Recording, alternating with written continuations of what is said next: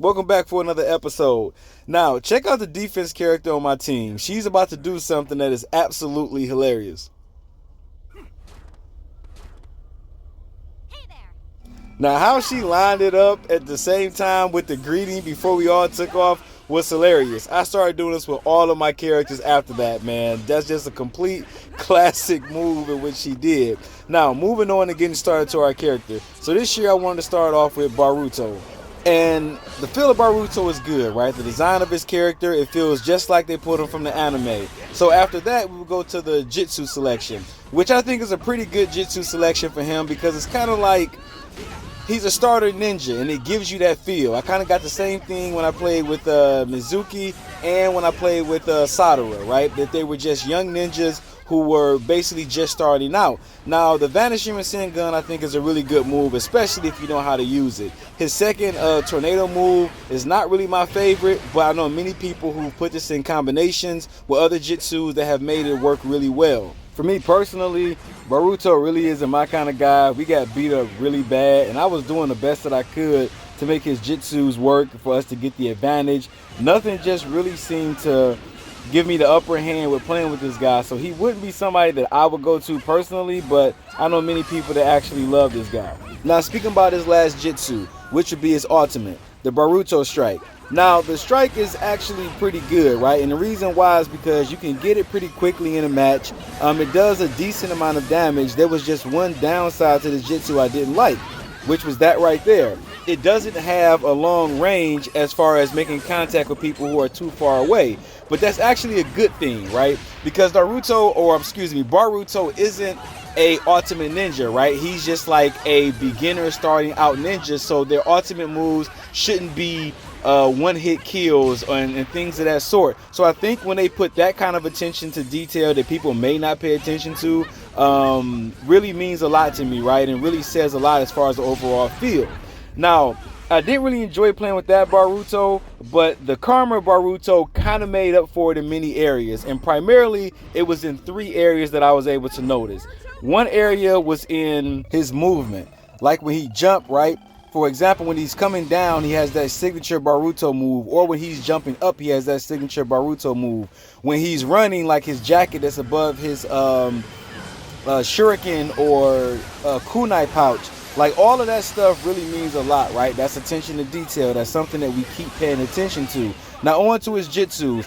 I think his jitsus were okay, right? He was a defensive character, which made him alright because he had more health, right? You can tell that there's a progression level from the first Baruto to the Karma Seal Baruto, which I think was actually dope. So now let's speak about his first jitsu, the Baruto Stream. Now I love evasive jitsus and counter jitsus, and this is actually 2 put into 1. So the thing about this one is while you're signing or doing hand signs, you can walk around with it until the person actually throws something at you or attacks you, and your person will counter, and then you will hit them with a Rasengan from back, using a lightning style substitution or decoy to hold them in place while you attack them. So I actually like that jitsu. Now on to a second jitsu, which would be lightning style thunderclap arrow, which is a decent jitsu in my opinion. I think it's more so targeted for like group attacks rather than it would be for like individuals, but I've seen people use it in one-on-one battles and things of that sort. It's just too slow to execute for my liking.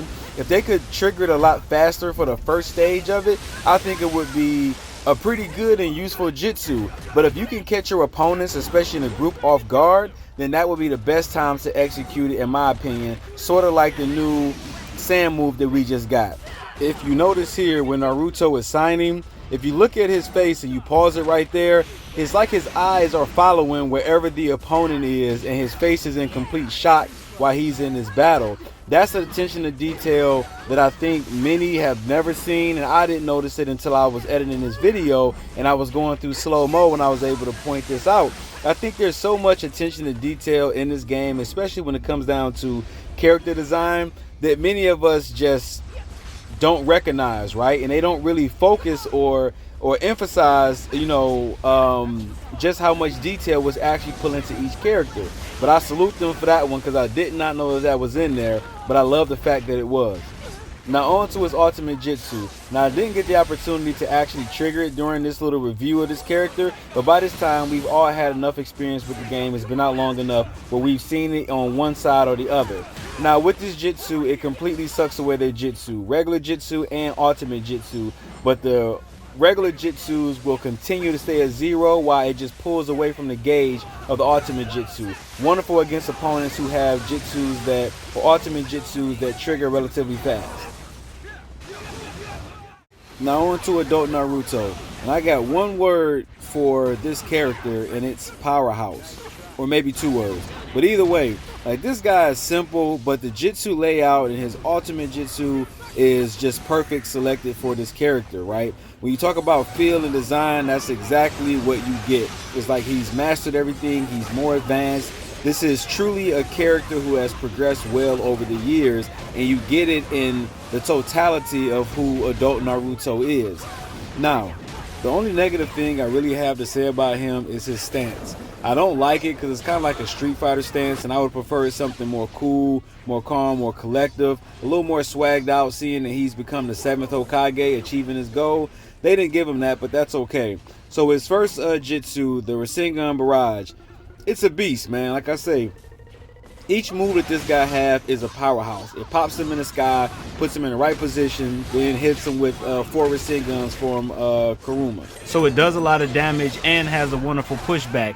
Now, jumping over to his ultimate jutsu for just a minute, I think this is probably the best ultimate jutsu that you can get for an attack type. This jutsu does everything. It completely restores your health. It also heals you over time if you take damage, as well as your teammates also. It also increases all of your abilities, kind of just making you like a complete boss. Plus, it's a 2-stage jutsu, where if you press the trigger again, you trigger a Fox Blast mode, which I think is dope. Now, the only thing about that is I would recommend doing it up close rather than doing it from a distance if you actually want to one-shot him. Now, going to the last jutsu, Kurama Twin Impact. It works against most, if not all, defensive jutsus. Another one that does massive damage, clearing out a base or flag area completely. I never played with this guy before now, and just wow. Like, another amazingly complete character, from design to feel to jutsu selection. So he is a complete threat, attack, defense, and healing. The only thing that he isn't good at is range. And that perfectly transitions us over to adult Sasuke.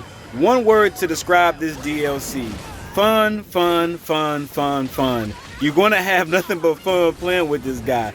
Using his Rinnegan to swap just like that is utterly amazing. There's 4 characters over there. I knew they were coming for me. So I used my Rinnegan to go ahead and swap positions, and I love using that move. I normally use that with the Chidori of some sort, but it's just a blast, man. Like, you can't help but to like this guy's layout. And his Inferno style that pulls people towards you and you set them on fire by sticking them with the Amaterasu.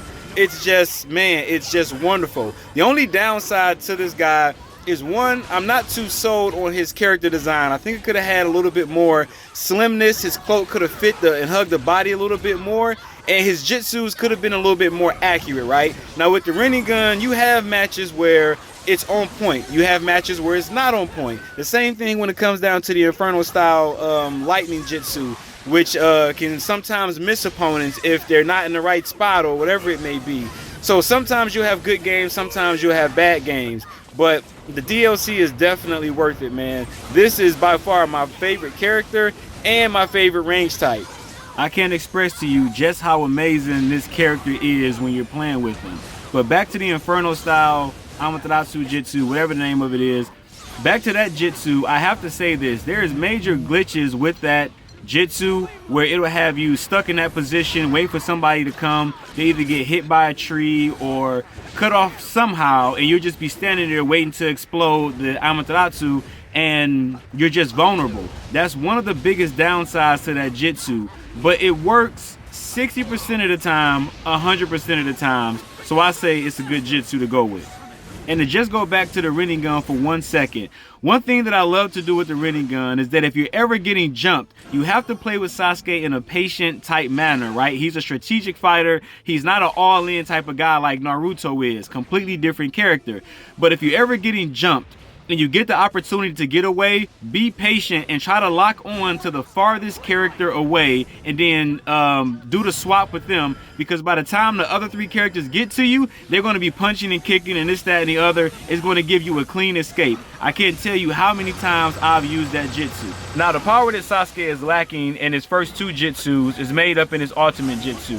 I like the jitsu, especially the animation with the eye and the Susanoo and all that kind of stuff. It's just too cardboardy for me. Like, he's just flying like he's being held up by strings like a glued together puppet. They should have gave him more flexibility and just more movement to bring life to him. But back on a positive note, if you look under his cloak, you'll see that he's missing an arm and his sleeve is just flapping in the wind. That's the attention to detail that we were talking about. And I must say, I've actually had a blast revisiting these characters and using some for the first time. I find myself, the more and more that I play the game, I actually end up playing more with the original characters than I do with my own created character. My created character is who he is, but he doesn't have that uniqueness that each individual character has as far as fighting style, movements, and jitsu selection with the loadout. Yeah, I can give it to him, but there's going to be something missing. You can only get that from the characters in their original design. So I had a blast with this review of these few characters, and with that being said, I'm out.